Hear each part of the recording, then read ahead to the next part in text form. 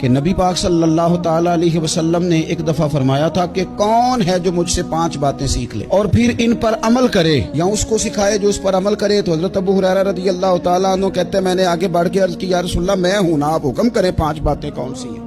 اللہ کے پیارے رسول صلی اللہ تعالیٰ علیہ وسلم نے فرمایا اللہ تعالیٰ کی حرام کردہ چیزوں سے بچ جاؤ، سب سے بڑے عبادت گزار بن جاؤ گے. پھر نبی پاک صلی اللہ تعالیٰ علیہ وسلم نے دوسری بات ارشاد فرمایا اللہ تعالیٰ کی تقسیم پہ راضی ہو جاؤ، سب سے بڑے غنی بن جاؤ گے.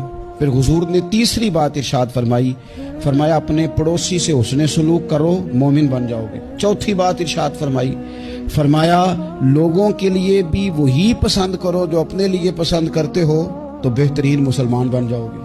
پھر حضور سید عالم صلی اللہ تعالیٰ علیہ وسلم نے 5ویں اور آخری بات ارشاد فرمایا زیادہ ہنسا نہ کرو، زیادہ ہنسنے سے دل مردہ ہو جاتا ہے.